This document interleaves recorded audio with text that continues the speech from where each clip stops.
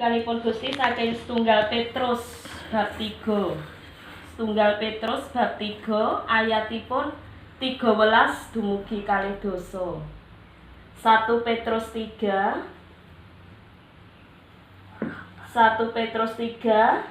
ayatnya yang ke-13 sampai yang ke-20.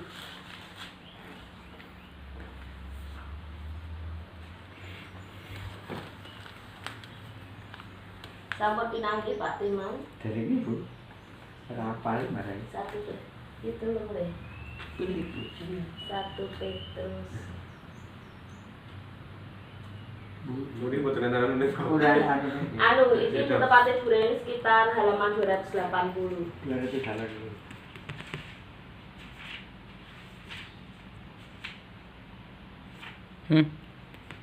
Satu Petrus 3 ya. Iya. 1 Petrus 3 ayat 13 sampai 20. Itu berapa? Ya. Itu bahasa Indonesia ya, Owen juga. Ya, kita akan baca secara bergantian, ya, Bapak Ibu membaca ayat yang genap, saya ayat yang ganjil. Bapak Ibu dan anak-anak membaca ayat yang genap, saya ayat yang ganjil. 1 Petrus 3 ayatnya yang ke-13 sampai yang ke-20. LAI memberi perikop dengan judul Menderita dengan Sabar. Dan siapakah yang akan berbuat jahat terhadap kamu jika kamu rajin berbuat baik? Tetapi sekalipun kamu harus menderita juga karena kebenaran, kamu akan berbahagia. Sebab itu janganlah kamu takuti apa yang mereka takuti, dan janganlah gentar.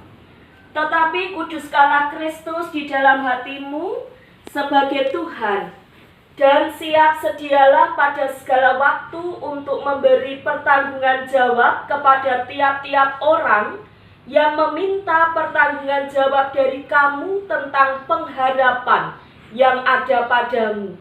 Tetapi haruslah dengan lemah lembut dan hormat, Dan dengan hati nurani yang murni, supaya mereka yang memfitnah kamu karena hidupmu yang salah dalam Kristus menjadi malu karena fitnahan mereka itu. sebab lebih baik menderita karena berbuat baik, jika hal itu dikehendaki Allah, daripada menderita karena berbuat jahat. Sebab juga Kristus telah mati sekali untuk segala dosa kita. Ia yang benar untuk orang-orang yang tidak benar, supaya ia membawa kita kepada Allah. Ia yang telah dibunuh dalam keadaannya sebagai manusia, tetapi yang telah dibangkitkan menurut roh. Dan di dalam roh itu juga ia pergi memberitakan Injil kepada roh-roh yang di dalam penjara, Yaitu kepada orang-orang mereka yang dahulu pada waktu Nuh tidak taat kepada Allah. Ketika Allah tetap menanti dengan sabar waktu Nuh sedang mempersiapkan bahteranya, di mana hanya sedikit, yaitu 8 orang yang diselamatkan oleh air bah itu. Ya, terima kasih Bapak Ibu dan anak-anak. Demikian firman Tuhan dari 1 Petrus 3 ayatnya yang ke-13 sampai yang ke-20. Yang berbahagia adalah setiap kita yang mendengar firman Tuhan dan senantiasa memelihara di dalam kehidupan kita hari lepas hari. Haleluya, amin. Haleluya, haleluya, haleluya, amin. Haleluya, haleluya, haleluya, amin. Salam Bapak Ibu dan anak-anak yang terkasih dalam Tuhan. Halo. Kados pundi pawartosipun Pak Timan, Bu Timan, anak Owen, Pak Budi sami sehat sedaya nggih? Puji Gusti. Puji Tuhan, nggih. Bapak Ibu dan anak-anak yang terkasih dalam Tuhan, dengan renungan atau bacaan kita dari 1 Petrus 3 ayat 13 sampai 20, tema khotbah kita mengalirkan kasih. Mengalirkan kasih, ya. Kita tahu, ya, Bapak Ibu Saudara, ketika Bapak Ibu Saudara dan anak-anak kita mau bertindak melakukan sesuatu, pasti ada motivasi, ya, di dalam diri kita masing-masing. Dalam hal ini juga berlaku ketika kita akan berbuat baik. Apa motivasi kita untuk kita melakukan kebaikan? Gandhi, Bapak Ibu dan anak-anak, menyampaikan ada dua motivasi untuk kita itu melakukan kebaikan. Yang pertama, berbuat baik karena takut. Ya, berbuat baik karena takut, itu yang pertama. Lalu yang kedua, berbuat baik karena kenapa Bapak Ibu dan anak-anak? Karena didasari, kalau mau temanya kasih. Ya, berbuat baik karena takut dan berbuat baik karena kasih. Kedua motivasi ini sangat mempengaruhi sekali Bapak Ibu Saudara saat melakukan kebaikan. Ketika seseorang itu melakukan kebaikan karena rasa takut, ia akan berperilaku menjadi orang yang mengambil keuntungan untuk diri sendiri dan mengambil kesempatan yang ada. Ketika orang itu melakukan berbuat baik karena takut, misalnya orang itu tidak ada yang ditakuti misalnya, dia akan melakukan sesuatunya dengan seenaknya karena merasa tidak ada yang ditakuti. Melakukan apapun yang disukainya dengan cara menindas dan melecehkan karena motivasinya berbuat baik karena takut. Pepatah yang dipergunakan orang macam ini adalah melakukan kebaikan karena pamrih tertentu. Misalkan, berbuat baik supaya nanti orang itu juga berbuat baik kepada kita. Kita memberi supaya orang itu juga nanti memberi bergantian dengan kita. Tidak seperti itu Bapak Ibu. Tetapi beda orang yang melakukan kebaikan karena kasih. Ia tetap akan berbuat baik kepada siapapun. Kepada orang yang dianggap sebagai atasan dan disegani, dia akan berbuat baik. Tetapi kepada bawahannya dia juga akan berbuat baik. Karena dia melakukan berbuat baik itu karena kasih. Kepada orang yang mengasihinya, dia akan berbuat baik. Kepada orang yang memusuhinya, dia juga akan berbuat baik. Orang macam ini disebut berbuat baik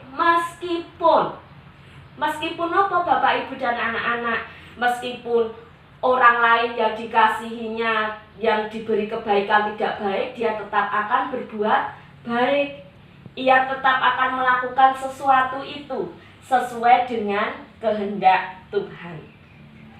Dalam suratnya kepada orang-orang di Asia Kecil, Bapak Ibu dan anak-anak, Rasul Petrus mengatakan, tetapi sekalipun kamu harus menderita juga karena kebenaran, kamu akan berbahagia. Kamu akan berbahagia kalau kamu harus menderita karena kebenaran. Sebab itu janganlah kamu takuti apa yang kamu takuti, dan janganlah gentar.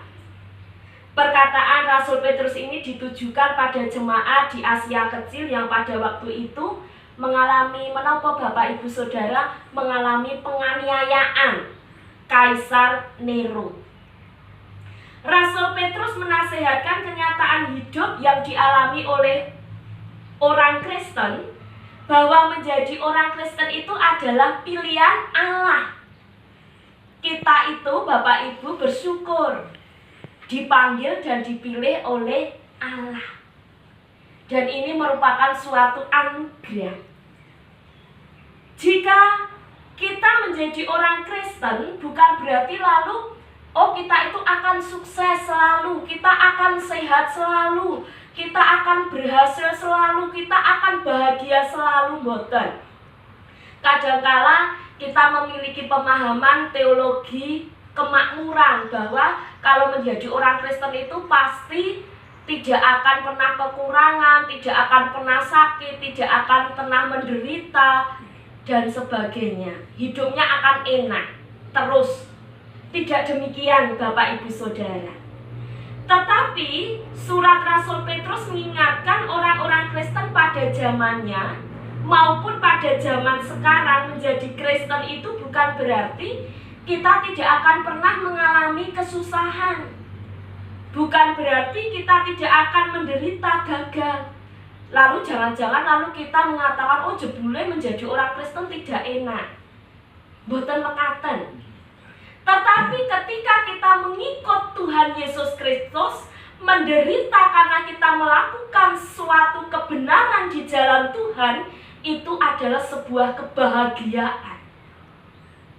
Karena kita percaya bahwa di balik setiap penderitaan, di dalam kita melakukan kebenaran di dalam Kristus, akan ada berkat yang Tuhan nyatakan. Bersyukurlah Bapak Ibu Saudara, janganlah kamu takut apa yang kamu takuti dan janganlah gentar. Tetapi marilah kita belajar untuk menguduskan Kristus, menomor satukan Tuhan di dalam kehidupan kita dengan kita menjaga kesucian dalam hidup kita. Kita juga harus memberikan pertanggungjawaban dalam hidup ini. Kita sebagai murid-murid Tuhan Yesus, Pak Timan, Bu Timan, Pak Budi, anak Owen, saya pribadi, tetaplah kita menjaga kesetiaan dalam hidup ini. Berbuat baik terus, jangan jemu-jemu, melakukan kebaikan dengan landasan kasih Tuhan. Inilah yang dikehendaki Tuhan di dalam kehidupan kita. Karena apa Bapak Ibu Saudara, kita semua telah mengalami pengalaman kasih bersama Tuhan. Kemarin dalam masa-masa Paskah kita menghayati begitu besar pengorbanan Tuhan Yesus Kristus di dalam kehidupan kita. Tuhan Yesus sengsara, lalu mati, sengsara, disalibkan, mati, dikuburkan, dan bangkit lagi. Itu adalah karya terbesar. Dan itulah pengalaman kasih yang kita rasakan bersama Tuhan. Pengalaman dikasihi oleh Tuhan, marilah Bapak Ibu dan anak-anak, ini menjadikan perubahan dalam kehidupan kita. Dalam situasi kondisi seperti ini, janganlah kasih kita luntur. Karena kasih setia Tuhan tidak akan pernah berubah dalam kehidupan kita. Dan kiranya kasih itu senantiasa membawa perubahan. Alami aliran kasih Allah dan alirkanlah melalui kehidupan kita. Tuhan memberkati Bapak Timan, Bu Timan, Pak Budi, dan anak Owen. Begitu juga saya pribadi, marilah kita tetap mengalirkan kasih Tuhan, berbuat baik, jangan jemu-jemu kepada siapapun, dan melalui perbuatan baik itu nama Tuhan semakin dipermuliakan. Amin. Bapak Ibu dan anak-anak yang terkasih dalam Tuhan, marilah kita renungkan firman Tuhan ini dalam saat teduh. Mari kita hening sejenak.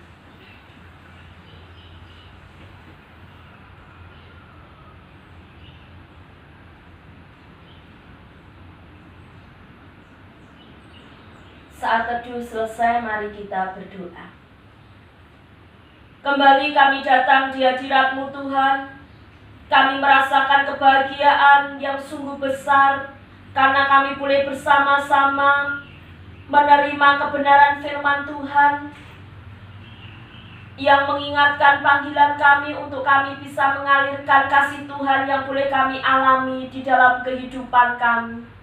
Begitu besar kasih karya Tuhan yang mengingatkan kami untuk kami merespon panggilan Tuhan untuk hidup di dalam kasih, untuk hidup tidak jemu-jemu, melakukan kebaikan kepada siapapun tanpa membeda-bedakan satu dengan yang lainnya. Kiranya Tuhan memberikan kekuatan dan kemampuan kepada kami semua untuk melakukan segala apa yang telah Tuhan ajarkan melalui kebenaran firman-Mu. Berkatilah keluarga Bapak Ibu Timan beserta anak cucu dimanapun mereka berada.